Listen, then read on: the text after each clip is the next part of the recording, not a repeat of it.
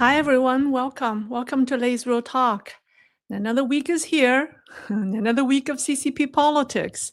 I can't believe it's the last week of July. July just went by like that. All right. I hope everyone is enjoying their summer. The weather is crazy. It's so hot and so humid. But anyways, it's so much better than parts of China. They got flood. They have heat waves.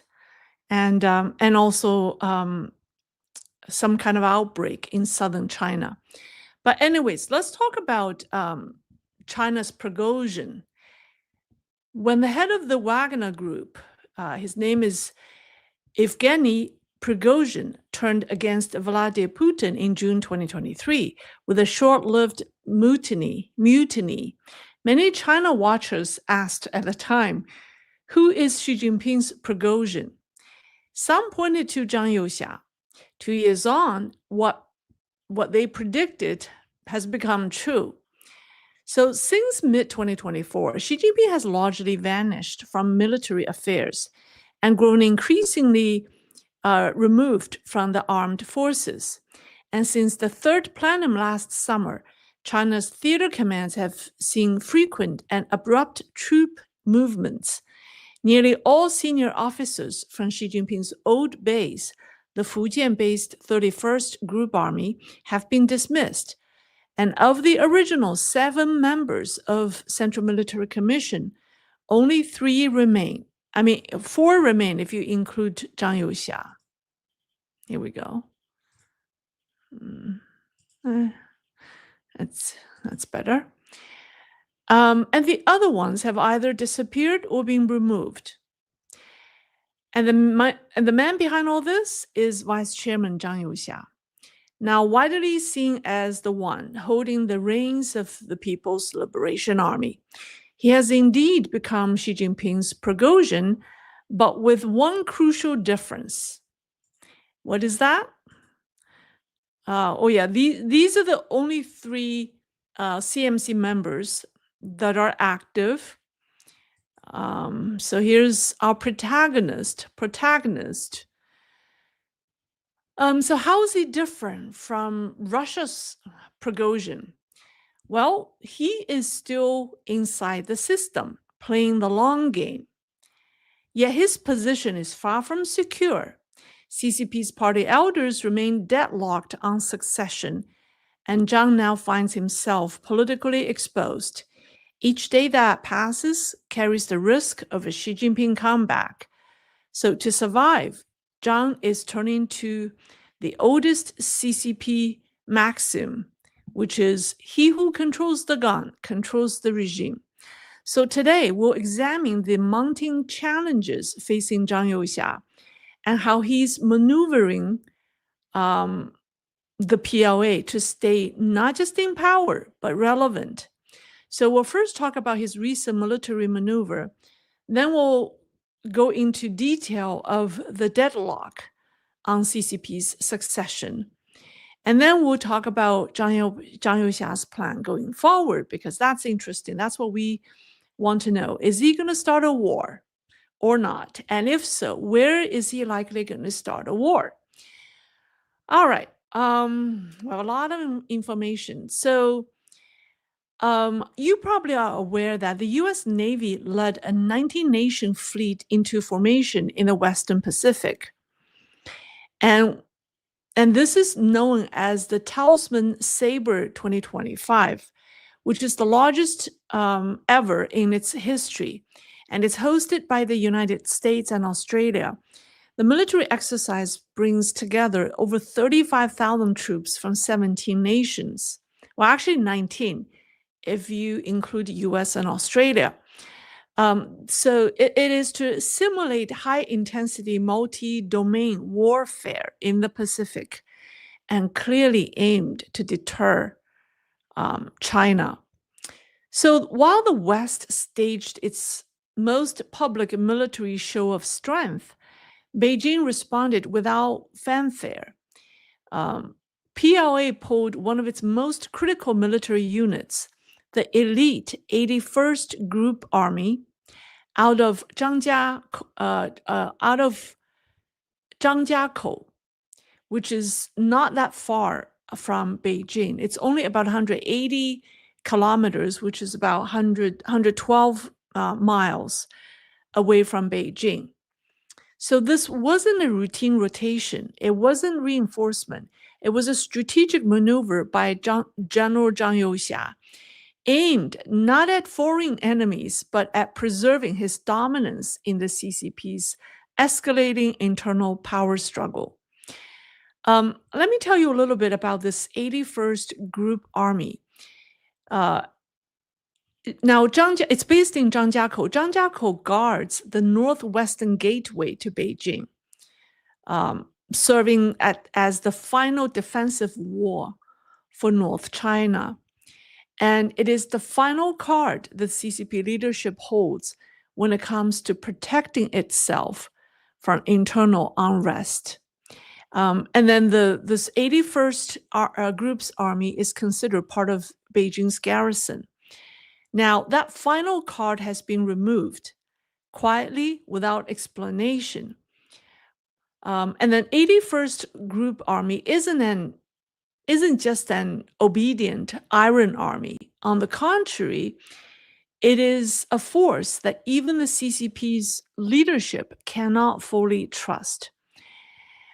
Because this group is riddled with complex factional ties.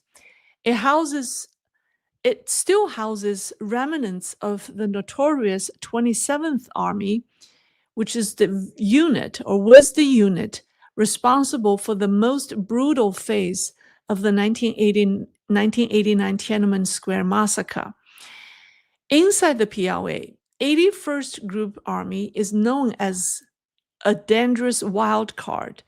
It's violent, complex, and politically unstable. So keeping such a unit close to the capital has always been a calculated risk. But when push comes to shove, who will they obey? And so Zhang Youxia wouldn't want to bet on that answer or on the answer. So this sudden redeployment wasn't just a strategic shift. It was a soft lockdown, a tiger quietly caged far from the palace. So where was it sent? Well, not to the east near the Taiwan Strait, not to the south near the South China Sea, but to the northeast, Zhang Youxia's own stronghold, the heart of the former Shenyang military region. So it's a clever move. Zhang Youxia wants to use the most loyal troops to watch over the least trustworthy ones. And this wasn't a response to the US-led Talisman saber drills. It was preparation for something much closer to home. An unannounced palace coup. So because inside the CCP, the political game has reached checkmate. And there isn't any more room left for negotiation. The poker table has collapsed. So now let's talk about CCP's deadlock on succession. So everyone close to Zhou Enlai knows the truth. The supreme leader can no longer pull the full game. Even foreign press has commented on his deteriorating health and lack of presence. But the real question is, who will succeed him? From the third plenum last summer to the two sessions in the spring, to now the party's summer retreat in Beidaihe, the question has brought chaos. No one could dominate the discussion, and no one could impose a decision. So they kicked the can down the road, and this spells nothing but trouble to Zhang Youxia. You see, the anti-Xi Jinping forces, or the anti-Xi coalition, has never been a unified bloc. It's a shaky alliance made up of several camps, each with its own agenda and none that truly trust one another. So on one side was the reformist faction led by party elder Hu Jintao and Wen Jiabao. And they're not princelings, but old school housekeepers of the party. They're loyal to the system, not any one leader in particular. Their opposition to Xi Jinping is personal. The sudden death of one of their key members, former Premier Li Keqiang, rattled them deeply. For the first time, they felt that their own lives might be in danger. It was no longer about left and right policies. It's about life and death. So they put forward names like Wang Yang and Hu Chunhua, who are both kicked out of the current leadership team by Xi Jinping. Yep, here's Wang Yang and Hu Chunhua. So those two are what the party elders like Hu Jintao and Wen Jiabao would like to have as the next succession team. In their eyes, Xi Jinping has become dangerous and he needs to go. Now, the other side is Zhang Youxia, backed by the party's red second generation, or the princelings. These princelings have spent the last decade being sidelined. Xi Jinping's consolidation of power pushed them out of the party and the military. Now, as the economy stalls and funding dries up, Xi has started eyeing their wealth and their large pool of capital. So the princelings' goal is to force Xi Jinping into retirement, not just to reclaim power, but to protect themselves from political extinction. And then there's the third player, the old Jiang Zemin faction, and now led by Zheng Qinghong. This faction was the first to be targeted by Xi Jinping's anti-corruption campaign. And with Jiang Zemin gone, their influence has waned. But Zheng Qinghong is still in the game. He's cunning and opportunistic, and he's not about to miss a chance to stir up trouble to cut a deal. So Zhang Youxia has no love for the Jiang faction, not for Xi Jinping either. On that note, he finds himself aligned, perhaps out of necessity to survive, with Hu Jintao and the reformist faction. But whose people? Let me send you the picture. I want to make sure I match. Yeah, so this is Zhang Youxia, right? He doesn't like the Jiang Zemin faction at all.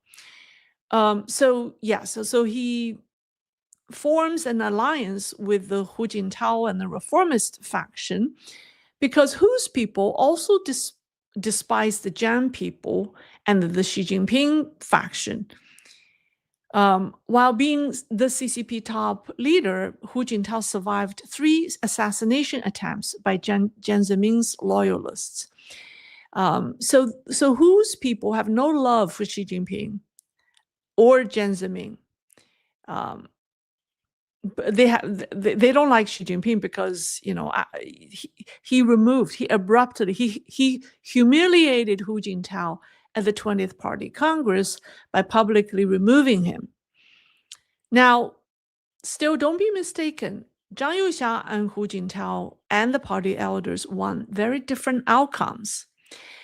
If the party elders retain control, they may ride the wave of public anger and resentment to push for political reforms, and that would threaten the princelings' privileges and possibly lead to their purge. And if the princelings seize power, they won't want to share it with anyone, period. So you see, one side fears political liquidation and the other side fears political elimination. They have formed a fragile alliance to bring down an emperor who has gone rogue. But they're locked in a standoff because no one dares to move first. They're afraid that once Xi Jinping is gone, the system will collapse. They know the system can stand, but don't want to be blamed for the one being responsible for ending it. Meanwhile, Xi Jinping's loyalists haven't gone entirely quiet. Premier Li Qiang, for example, has been pushing through some massive infrastructure projects. You probably heard about it recently. Where is it going? Oh, here's Li Qiang. You've heard of the Yalun Zangbu, in English, Yalun Zangpo Dam, right? That's this gigantic dam project that's supposedly 3 sides of the Three Gorges Dam. So that's recently announced. So why did Li Qiang push these projects? Or actually, why did Xi Jinping want to push these projects? Well, they are political currency. Behind very big ticket plan is a simple goal: buy votes. Because using their plan is to use lucrative contracts, government contracts, to win over Central Committee members ahead of the Fourth Plenum. So Xi Jinping's faction has played its final card. The Yalun Zangpo Dam and other state-led mega projects are milk cows for corruption, and officials love them. When the government launches this kind of projects, that means the officials can make money. So it may look like a major development project, but it's actually a vote-buying operation worth hundreds of billions of yuan.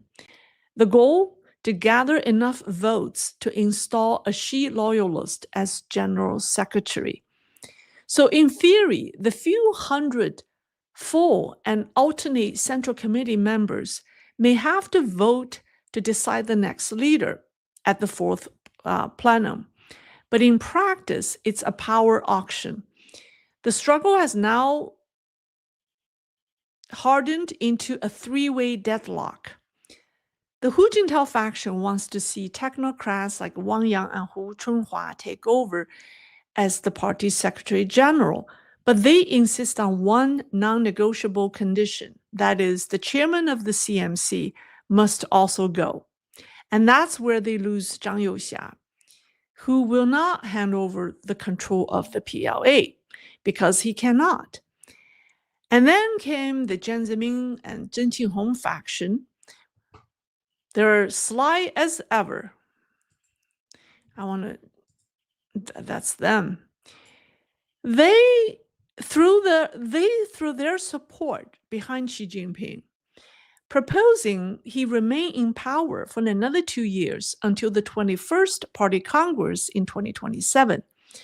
This faction reportedly said, Comrade Xi Jinping has recognized his mistakes, suggesting that Xi should be allowed to stay while the party prepares for a smoother transition.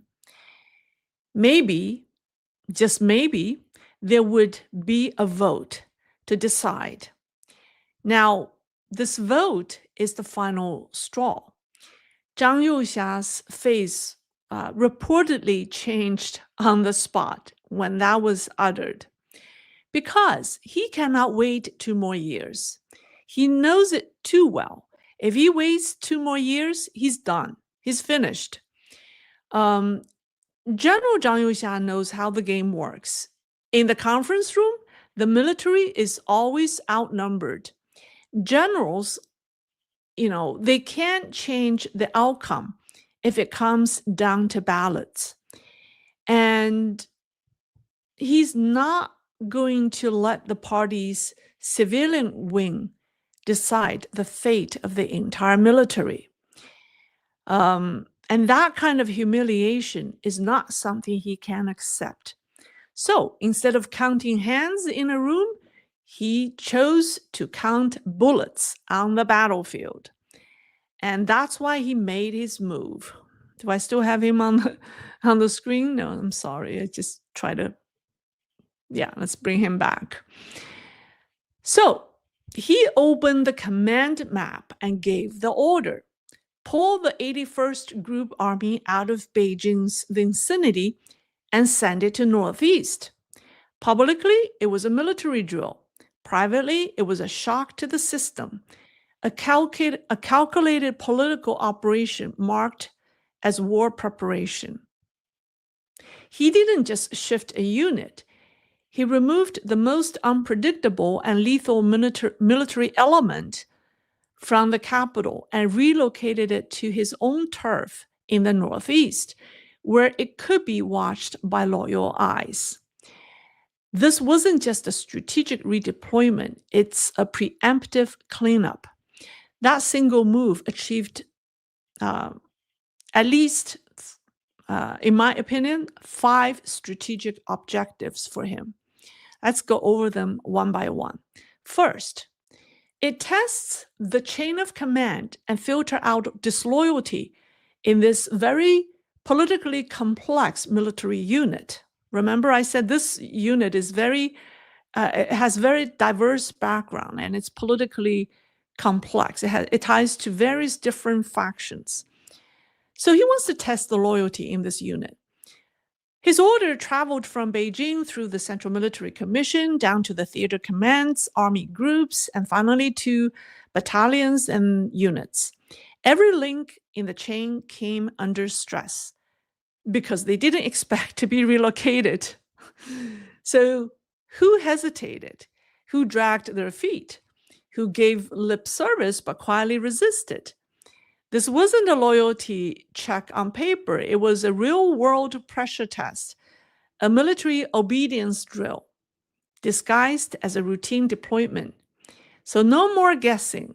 General Zhang Youxia now knows exactly who's loyal and who isn't. Second goal, he locked down China's military-industrial heartland. Most people assumed the redeployment to the northeast was about strengthening border defenses, which is true. I'll discuss that. That's his goal. That's goal number 5. But that's only part of the story. There's another target. You know, Shenyang, Harbin, and Daqing, there are 3 industrial cities in the northeast. They are the core of China's defense manufacturing base. They are the engine room of China's war machine. Tanks, armored vehicles, missile systems, fuel storage, railway mobilization, logistics hubs. It all runs through this cold industrial corridor. So whoever controls this region controls China's capacity to wage war. And by stationing troops directly on the factory lines, Zhang wasn't just guarding production. He was sending a message. This territory reports to Zhang Youxia now. You know, previously, Xi Jinping has a very tight control over the defense industry, right? So that's also an important move for Zhang. Third goal, he issued a silent ultimatum to the entire party. Yes, you can hold meetings. Yes, you can canvass votes. Yes, you can try to push your candidates into power, but this is no longer the era of slogans and reports. This is the era of who can deploy troops, who can move ammunition, and who can shut down an entire province with one phone call. If the military says it's a drill, you're not allowed to question it because that's unpatriotic. If they say it's a combat readiness check, you'd better cooperate because resistance means endangering national security.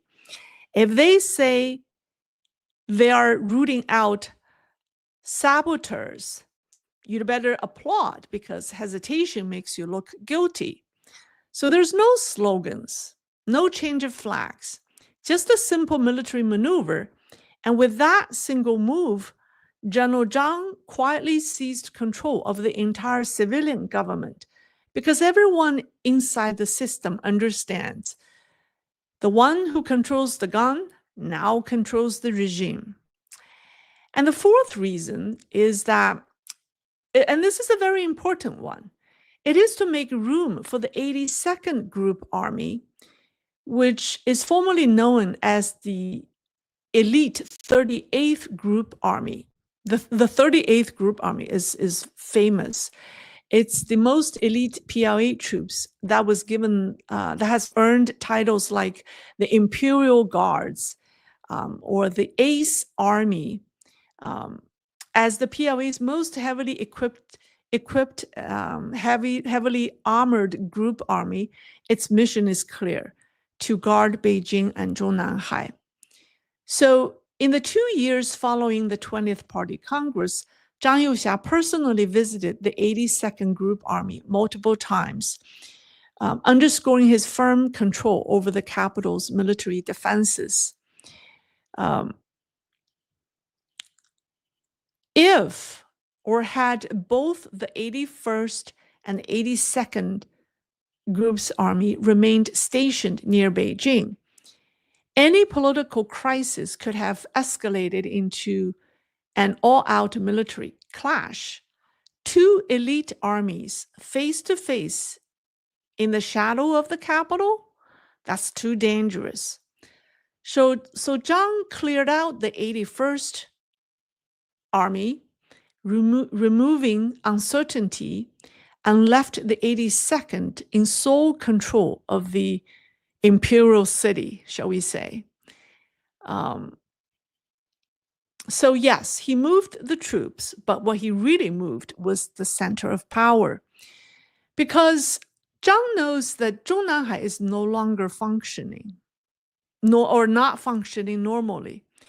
And he's no longer wasting his time arguing about who should become the next party secretary general. He has skipped past the entire secretariat system. Now he's targeting the core of CCP governance itself, the mechanism for forming political consensus. So he's not asking who gets to sit on the throne. He's declaring the throne can stay empty, but the one who commands the troops, that's the real emperor. And this isn't the aftermath of a coup. This is the coup unfolding in real time as we speak. It's still happening. So some people now warns,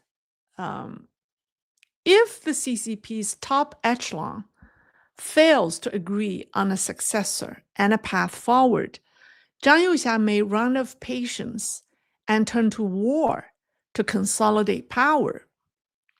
Because if you follow this logic, if you look at this pattern, that's what he does. He's a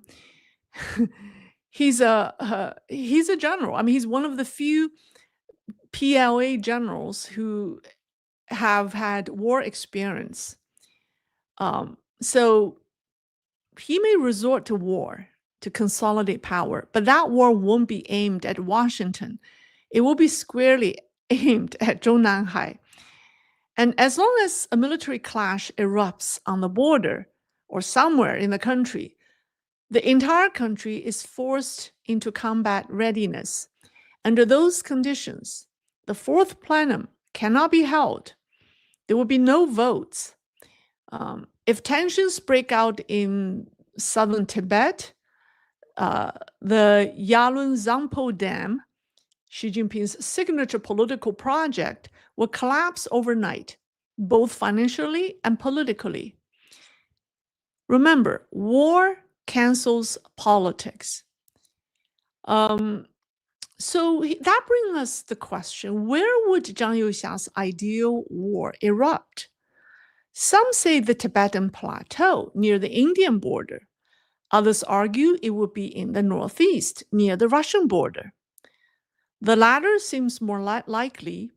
While China has had unsolved border disputes with Russia for over a century, I made a video about the history of Sino-Russian relations and border disputes in my other channel, Leisrealtalk. You can check it out. You can check it out after this video. Chris, if you could copy the link in the description to help people find the video, I'd appreciate it. Thank you. So, and now with Russia's military severely weakened, there are voices within the CCP or within the PLA that are saying this is the perfect time for China to reclaim certain territory, right? They're saying, if not now, when? Also, Zhang Youxia's influence in the PLA spans the northern, the central, and the southern theater commands. And his power base is firmly rooted in the army, not the Navy, not the Air Force, the PLA's naval and rocket forces have both suffered tremendous cleansing. I mean, the Xi Jinping's head of personnel in the PLA, Miao Hua, is from the Navy. He has promoted so many Navy officers, but they're all being purged. And the rocket force is another one that has been continuously purged. So the Navy and the rocket forces they're now dysfunctional. The army, by contrast, remains strong under Zhang Youxia's leadership. So if he starts a war, it won't be in the Taiwan Strait, because he's very smart. He doesn't want to start a war with the United States, right? And also, Navy and the rocket force are not ready. So if war does break out, it will be on land, because the army is what he controls. And so if it would be a war on land, I think it's most likely in the Northeast against Russia. That's my take. Now, the chances of Zhang Youxia actually starting a war may be low. But in CCP politics, it's not just about what you do, it's about what people believe you might do. So even if he has no intention of initiating conflict, he may want others to believe he's willing to. And that's likely the deeper logic behind the recent military maneuver, sending the elite 81st Group Army to the Northeast, right near the Russian border. So what looks like a strategic deployment to reinforce the Northern Theater could serve another purpose. And that brings us to the fifth, and perhaps the most important reason behind the move: war readiness in the event he has to resort to war. Now, in the CCP's internal struggle for survival, Zhang Youxia, one of CCP's only few battlefield generals, knows better than anyone the impact war has on politics. So I think he's going to play that card a lot. And it will be interesting to see what happens next. That's all. But before I take any questions, I want to thank everyone who has made donations to me. I rarely mention this, but some of you send monthly donations to me, and I'm very grateful. I haven't been able to send every donor a thank you note because somehow the donor box platform stopped sending me notices. And last night, I discovered that someone made a very generous donation to me on Friday. And when the platform notified me of the amount being transferred to my account, I thought it was a scam. I didn't believe it. And it turned out to be true. I want to thank the donor. His name is Ken. Thank you so much for your generosity. I was actually feeling very exhausted this weekend. And it lasted until Monday, yesterday. I was telling Chris I want to take a week off. But his generosity and kindness uplifted me. So thank you. And also, some of you have written emails to me with questions. And if I replied that I will get back to you and I haven't, please remind me again. There's just so many emails coming in every day. I know that I haven't been spending enough time responding, but eventually I will catch up. So that's all. That's all for tonight. And thank you. All right. Let me see. Super stickers. I want to thank people first. All right.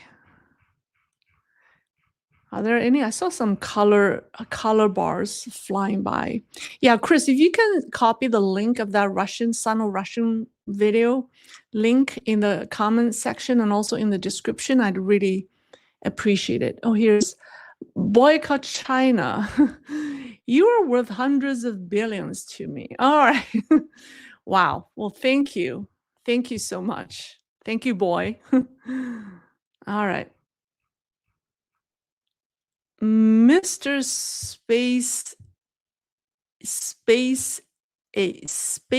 Spac ease. I don't know how to say. Well, thank you, Mr. All right.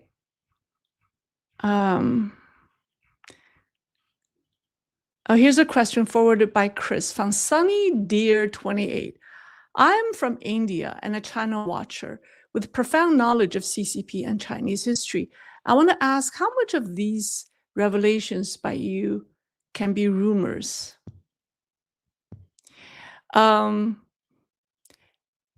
It is based on, I mean, when it comes to China information, if you use the official channels, then you're 99.9% wrong, or you're getting false information. So, well, it depends on how you define rumors. I mean, rumor is a terrible word. I think other people I use that word a lot, but other people try to avoid using the word rumor, and they say leaks, intel.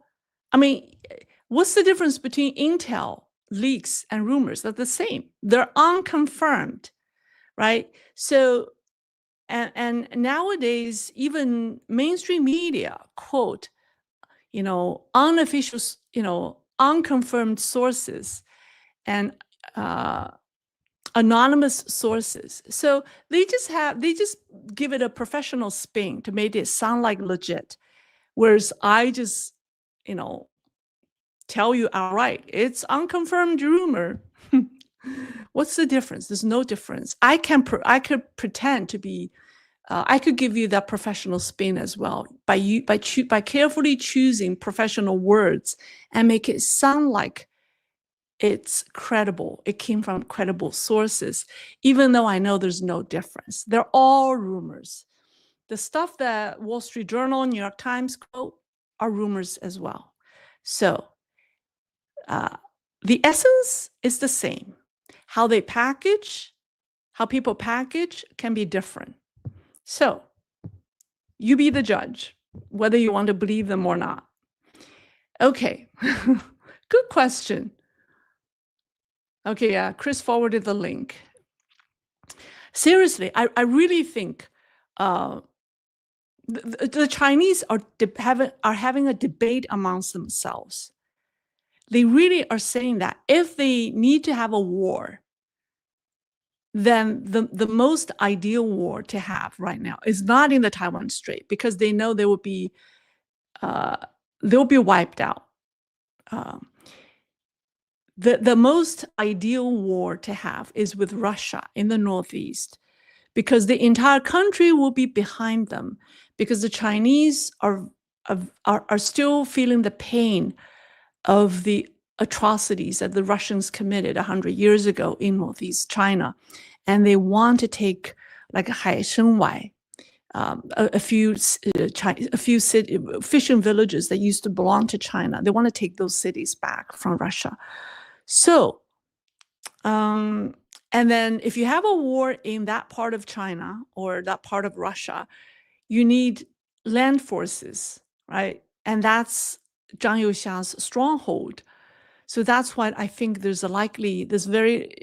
they want to resort to war, it's going to be in that part of China.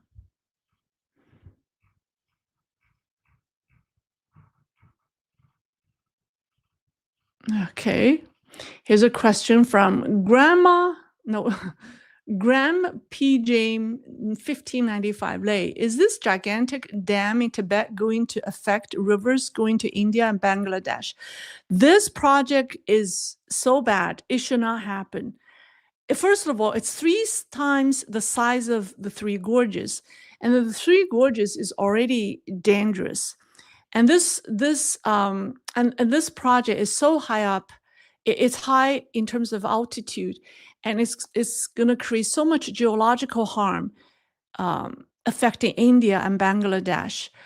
I mean, the environmental harm is unprecedented. It should be stopped. I don't know why people are not. I mean, some Indians are saying that they encourage their government to go to war with China over this project because it's going to really kill. It's almost like building a nuclear bomb on the Tibetan plateau. And when it detonates, India and Bangladesh will be hit. So it is, I almost wanted to make a video on that topic alone, but I don't know how much interest people have. But it's very, very, I mean, it's serious. I mean, the Three Gorges Dam is already dangerous. I mean, people are so nervous. I mean, there were a computer simulation showing that if the Three Gorges Dam collapse, how many cities downstream will be affected. Even the city of Shanghai, the water level will rise a couple of meters. I think, yeah, it was a couple of meters. That will wipe out a significant part of Shanghai. Shanghai would no longer be what it is today. So, and that's Three Gorges, which is only a third of the size of this dam. Anyways, but it's Xi Jinping's project. And also this project did not go through a due diligence study. There's very little documentation on the project. Nobody knows the budget. There's just, in terms of CCP's own internal control, it does not meet the control requirement. There's no approval process. There's no documentation. There's no official statistics released on the project. So we just don't know how it could start. It apparently has already started. It started long before Li Qiang went to cut the ribbon. So it's alarming. That's another environmental disaster that the CCP is starting.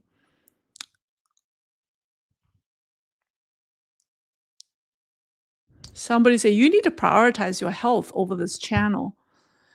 I spend my time not just on this channel. I do have friends. I made a commitment to help a friend who is suffering from some kind of very weird disease, and she's struggling terribly. So I spend I mean, on the days that I don't work on this channel, I spend significant amount of time with her. I'd also have my mother to take care. So it's just with everything, not just this channel, everything in my life is they all add up. But I think my friend needs me more. I mean, when I think of how much she's in pain, I would want to spend the time with her. Yeah. I'm okay. Actually, the more I realize the more I sleep, the more tiring I become. If I sleep less, I actually feel better. Yeah.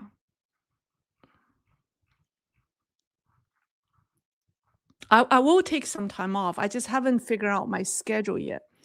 I was telling Chris, I need to take a week off, and we were planning our schedule, but it doesn't look like it's going to happen very quickly because it's just a lot of planning involved. Okay, all right, let's see. Here's a question from Rock Boss 1. The dam in Tibet will not affect the flow of water to India and Bangladesh. The river goes through the band and then becomes whatever river, northeastern. Really? That's not what I read. Well, I'll look into that. You look amazing. Yeah, okay, good. By the way, I do not look very good in Danny June's interview. I mean, when I saw that, I'm like, I look like I gained 10 pounds. They have this very dramatic lighting on people. And I asked my friend, one of my friends said she wants to watch, she was waiting for my program to come out. So I sent it to her, and actually she was right next to me. I said, does that really look like me? You know, please be honest. Do I really look like, is that really me? And she said, no. She said, I don't know what kind of lens they use, but this looks, yeah, I don't know, but but it's okay. It's okay. I think imperfection makes us actually real. I think we all have the desire try to appear perfect, but that's actually a weakness. Don't ever try to be perfect. No one is perfect, but recognizing your weaknesses and recognizing your imperfection and working on them actually make you perfect. But no one will, your attitude towards your weakness and shortcoming is what matters. All right. When will CCP elect new president? Nobody knows. Supposedly August, but we don't know. Somebody said, I actually agree with you, the Danny Jones interview. You look very different. I don't know what, yeah, I think they have this very dramatic lighting, but anyway, it's okay. I'm a woman with many faces. Yeah. Anyway, my imperfection is I'm amazingly good looking and intelligent, not. Now, my question is about the Shaolin Temple, the abbot under interrogation of the abbot about incoming. Yes, it's very complex. I mean, this abbot is notorious. I mean, his scandals. I mean, he allegedly has dozens of mistresses and has had, I don't know, dozens, if not 100 children by these many women. He has embezzled, tens of billions of dollars.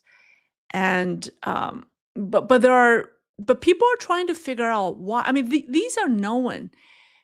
His scandals were exposed over 10 years ago, but Xi Jinping decided to protect him. But now, all of a sudden, he's being sacrificed. So people are trying to find out what the real issue, what the trigger was. Of course, it's linked to Xi Jinping's loss of power. If Xi Jinping is still in power, this guy is still being protected. But he also met with the Pope who died in April. The Pope who died in April. Yeah, I think shortly before his death, he met with this Chinese abbot.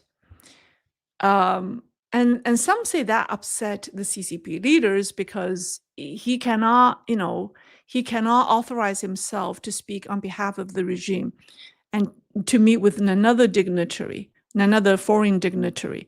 So I don't know what the issue was.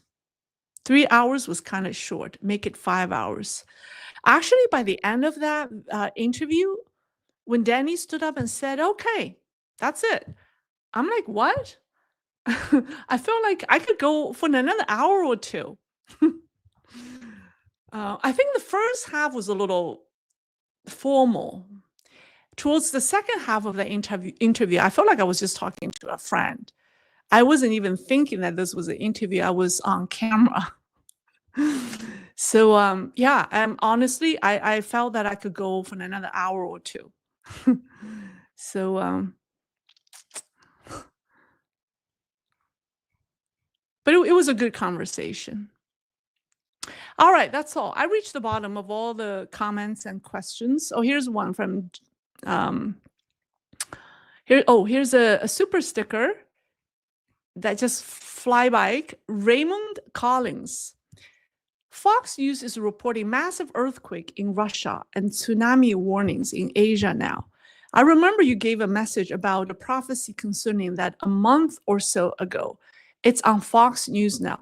Actually, it is very concerning because they're concerned with the undersea volcanic activities under the Pacific, because the Pacific Ring of Fire is one continental plate under the ocean, and it's like a seesaw. One side moves, the other side will react.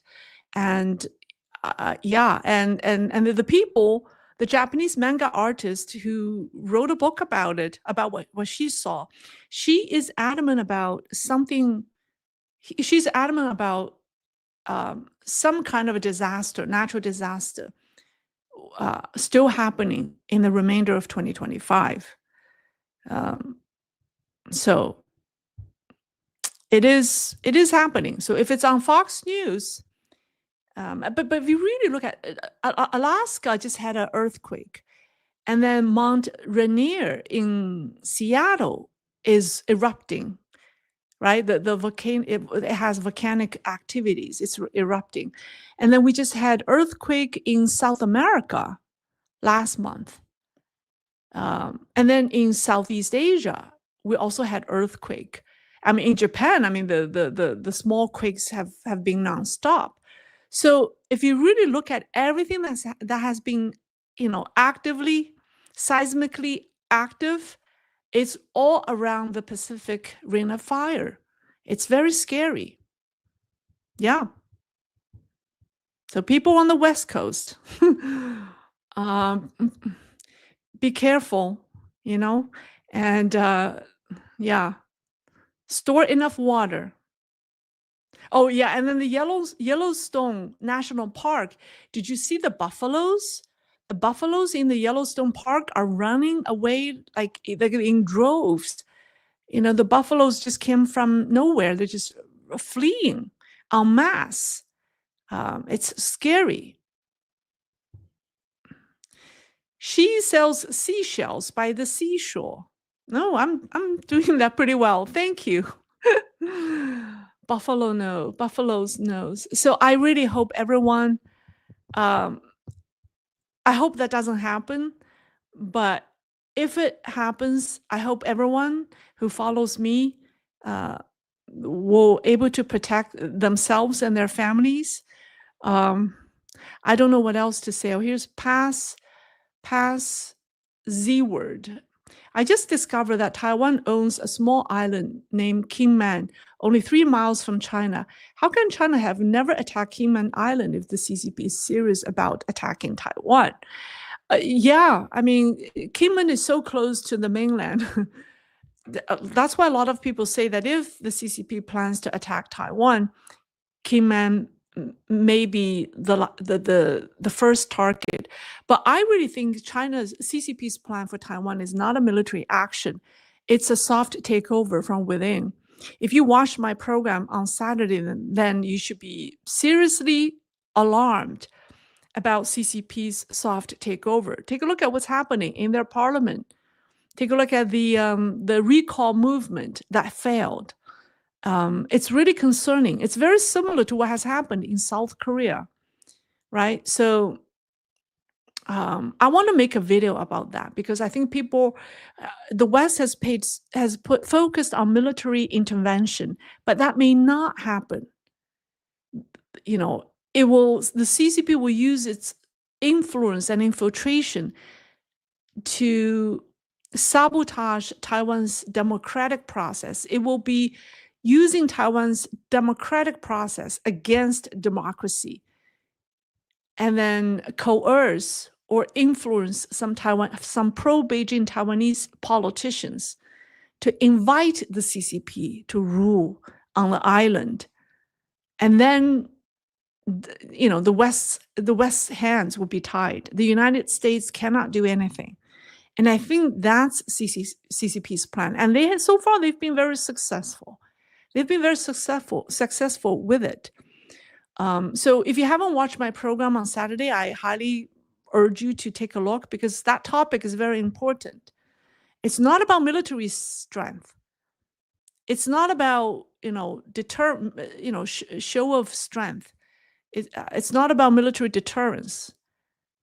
If we cannot stop CCP's infiltration and influence in our territory, and this is not just Taiwan, all around the world, then we're giving our country away to the CCP. All right. That's all for tonight. Oh, thank you very much. Oh, here's a question. D Glass 2008. Is the CCP deliberately flooding the specific sponge cities to protest Beijing? Surely this is too low even for the CCP to drown people without warning. I don't think the local governments are deliberately flooding their cities to protect oh, you say to protest or to protect? Oh, yes, yes. Because they are flooding like Zhuozhou, Hebei. They're deliberately flooding certain suburbs of Beijing to protect the city, the downtown area. So some dams are drained on purpose. So some cities like Zhuozhou, Hebei, their city have been flooded twice out of the 3 years. And if you look at the videos on social media, there are, you have cars being piled up on each other as a result of the flood. So it is happening. Yeah, they're deliberately flooding. The CCP's vision of managing the water or the rivers is through these massive amounts of dams. In their vision, they want to manually control where the water flows. However, during the high water seasons, they don't let the water flow downstream because they want to fill their reservoir with water to make money, because they use these dams or reservoirs as fishing farms for economic reasons. So they don't drain the dam. And then when the flood season came, they all of a sudden started to drain the reservoir. So these dams have created more harms than anything. I think that I can't imagine living in that kind of environment. I mean, think about people in Zhuozhou. They've had these massive flooding 2 out of the 3 years in the past 3 years. You lose everything. So it's very sad. Well, thank you very much for joining me, and I will see you in 2 days. Okay, bye.